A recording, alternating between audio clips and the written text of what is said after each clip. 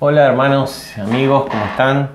Otra vez juntos para compartir un tiempito, unos minutos, la palabra del Señor. Estábamos viendo el Evangelio de Lucas, habíamos completado el capítulo 16 del Evangelio de Lucas.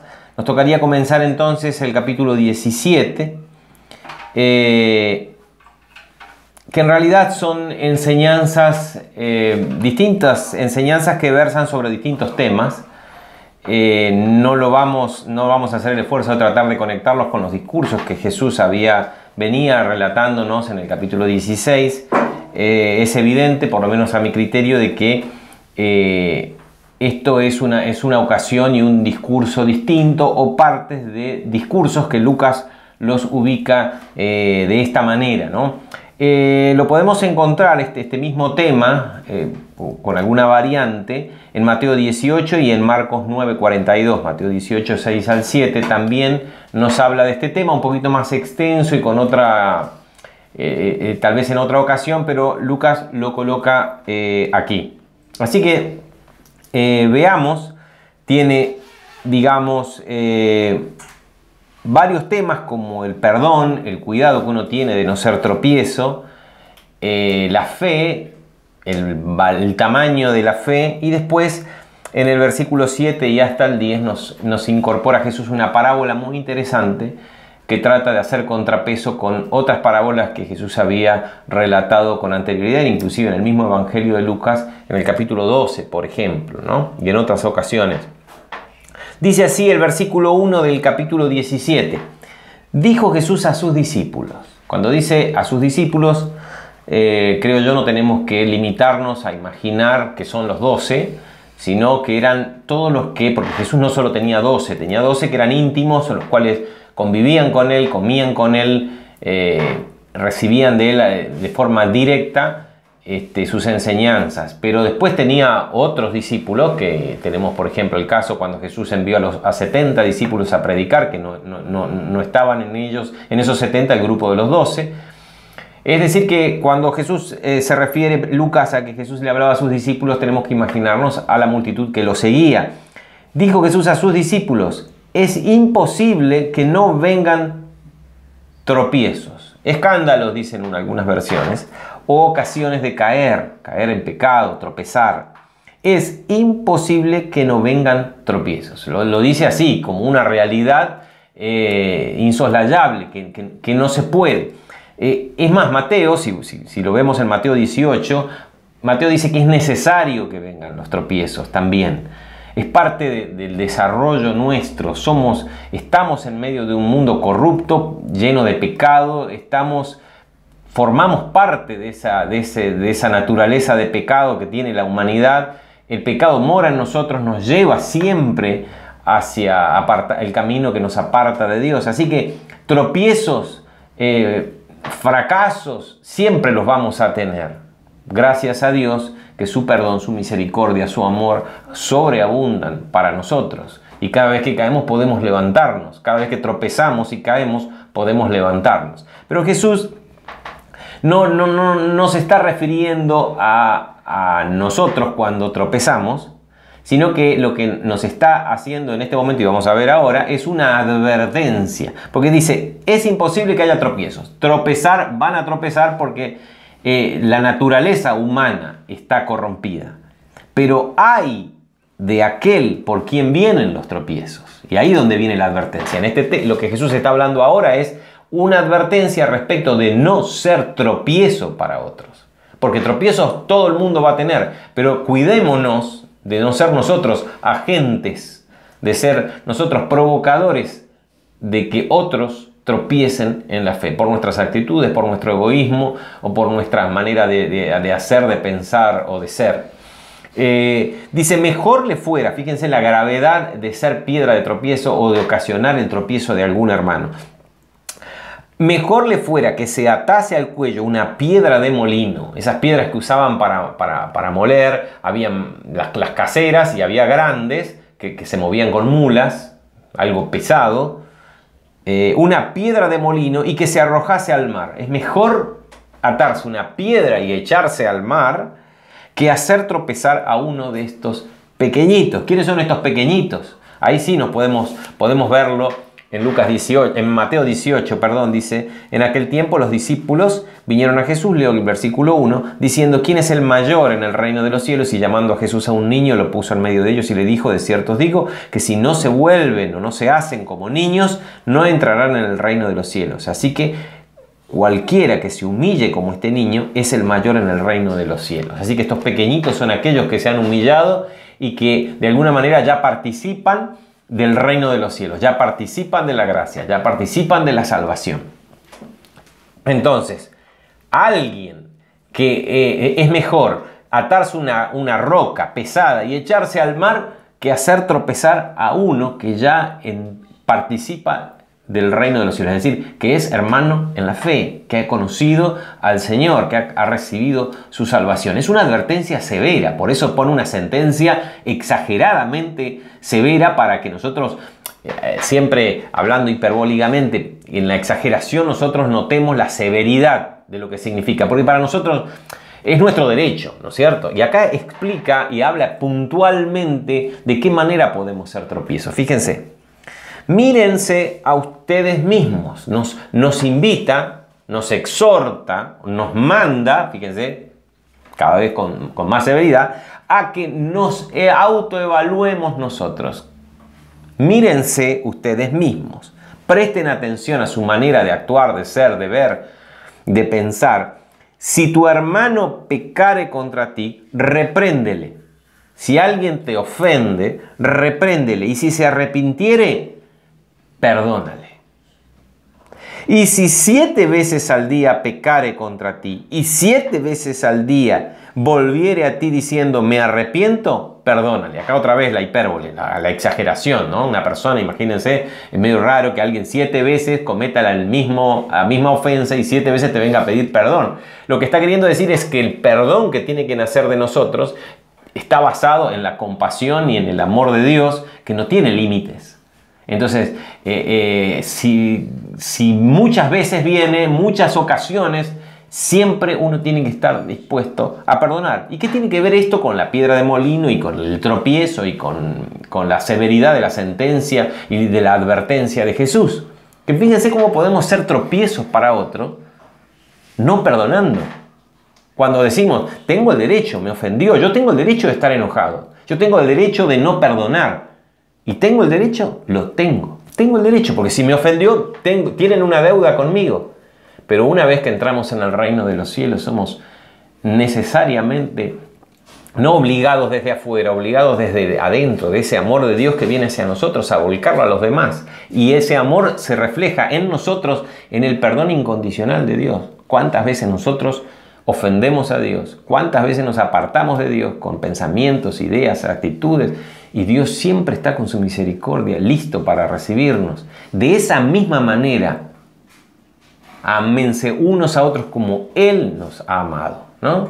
Ese es el desafío. Así que, fíjense, si 7 veces alguien me pide perdón, yo tengo que perdonarlo. No porque es una obligación, sino porque de mí, que estoy lleno del amor de Dios, nace el perdón a la misma manera de Dios. A veces no es fácil perdonar, ¿saben? A veces somos ofendidos profundamente y cuesta, lleva tiempo, lleva decisión, porque uno está perdonando una deuda y perdonar es no me debes nada. No, pero no me debes nada, así, te lo regalo, es simple.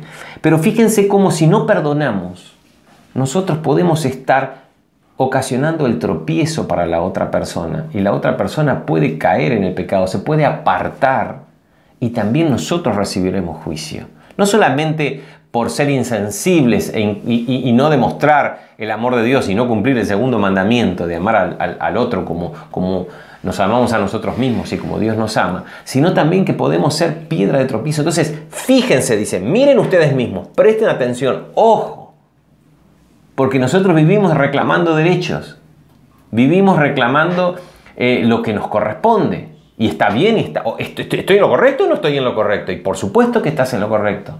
Pero justamente porque estás en lo correcto, Dios te dice, regalale tu derecho. Dejáselo pasar, no pasa nada.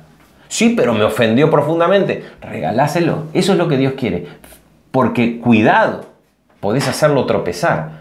Y si lo haces tropezar, es mejor que te ates una piedra de molino, una piedra bien grande y pesada, y te eches al mar, porque el juicio que va a venir sobre tu vida es importante y grande. Es una advertencia severa que hace Jesús, para que prestemos atención, estemos atentos, no tanto de reclamar lo que nos corresponde y lo que no, sino de estar siempre dispuestos a dar del amor de Dios que hemos recibido. Bien, versículo 5 dice: dijeron los apóstoles al Señor. Acá tenemos otro destinatario del discurso, los apóstoles, como que es más reducido. Vinieron preocupados, tal vez los 12 en este caso, ¿no? Porque ya eran los discípulos, acá los apóstoles. Los 12 o el grupo más cercano a Jesús. Y claro, escuchando semejante sentencia, semejante advertencia, dijeron: acá estamos en falta, porque esto no es fácil de llevar adelante, esto no es fácil de cumplir.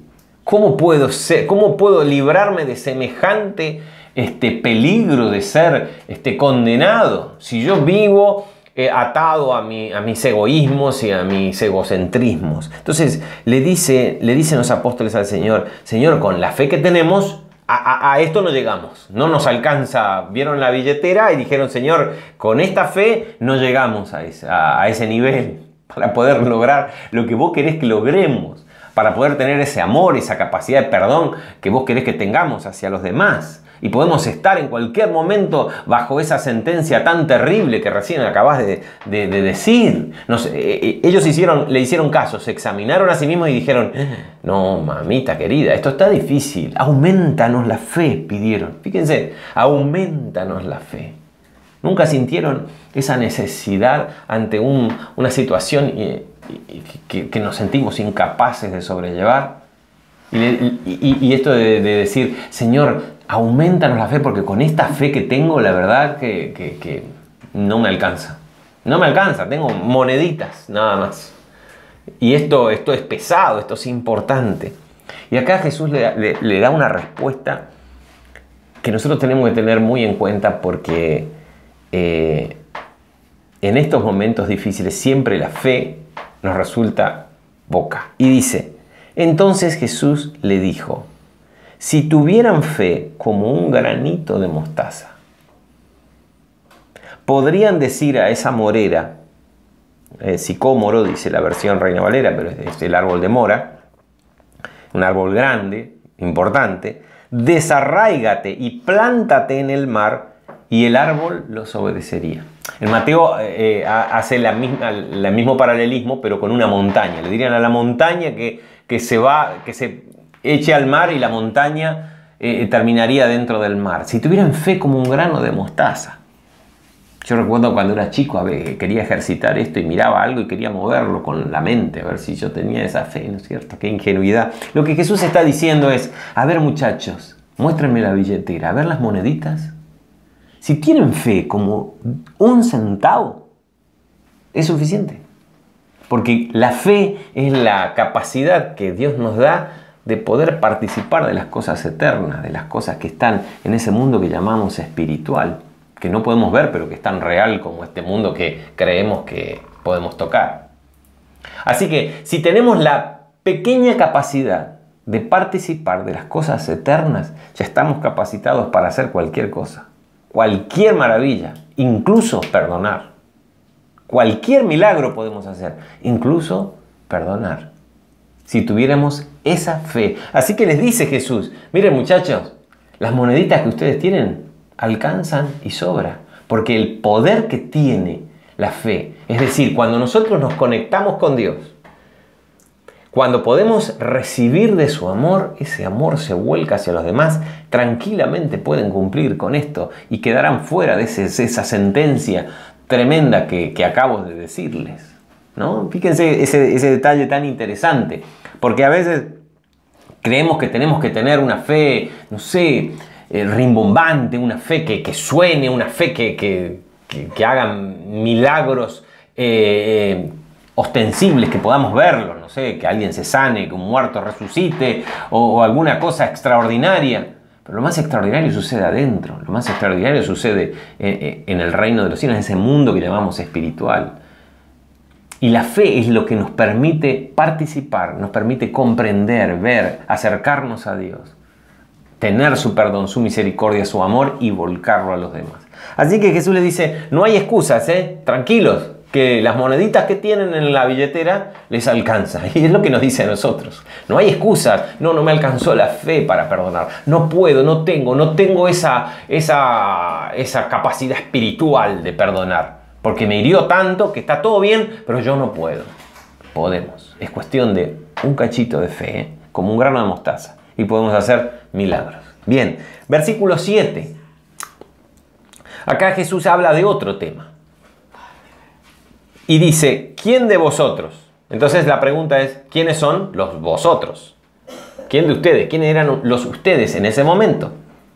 Podemos pensar, y creo que sí, se refiere a las mismas personas a las que Jesús les está hablando. Es decir, a los discípulos y a los apóstoles. Ellos son los vosotros.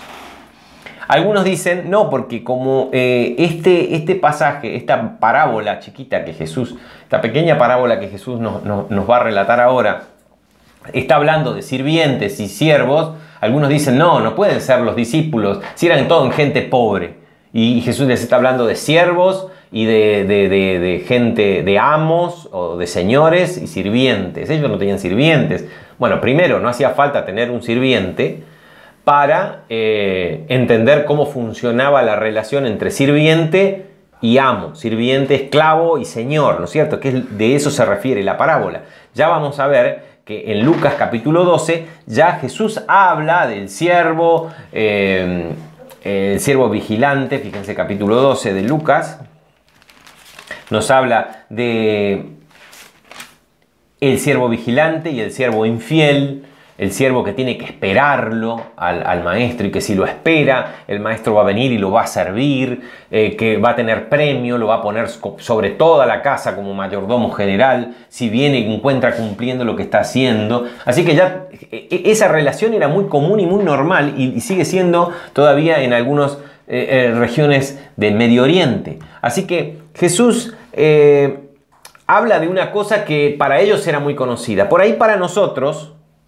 Y voy a leer la parábola para que entendamos de qué estamos hablando. Dice así, ¿quién de vosotros teniendo un esclavo, un siervo, que ara y apacienta el ganado, es decir, trabaja la tierra, cuida los animales, al volver del campo, luego le dice, pasa, el señor le dice a su sirviente, pasa, siéntate a la mesa? Fíjense que la parábola empieza con una pregunta.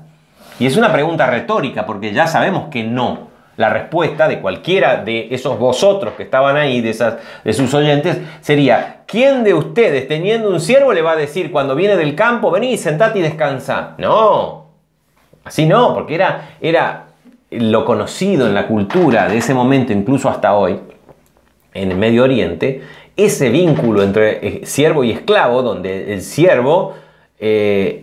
siempre le debía lealtad y trabajaba y el amo, el señor, no le iba a decir gracias por el trabajo que me estás haciendo, ¿no es cierto? La relación siervo y esclavo. Ahora fíjense, dice que ¿quién de vosotros teniendo un siervo que ara, apacienta el ganado y al volver tiene que hacer la comida? Quiere decir que este señor, el dueño de la parábola, el dueño de esta parábola, el señor que hace de dueño, no era un hombre rico, porque tenía un solo esclavo, un solo siervo, que hacía todo el trabajo, cuidaba los animales, trabajaba la tierra y encima tenía que venir a cocinar y a hacer las cosas de la casa. Las personas ricas tenían muchos sirvientes. Acá sí que Jesús se está refiriendo a una persona que tiene un solo sirviente. ¿Y cómo podía darse una persona que tenía un solo esclavo? Y por ejemplo... alguien que había caído en la pobreza total en esa época en Jerusalén y en Israel, estaba muy empobrecido, no tenía otra manera que venderse a sí mismo como sirviente para poder tener casa, comida y un lugar donde vivir y estar cuidado. O puede ser también el caso de alguien que tenía una deuda con otra persona y no tenía cómo pagarlo porque estaba en la pobreza y se vendía a sí mismo y con su trabajo le hacía de sirviente por determinada cantidad de años, ¿no? Y era su esclavo, era su sirviente, ese era el sistema. Era normal y era lo tradicional. ¿Qué quiere Jesús hacer con esta parábola?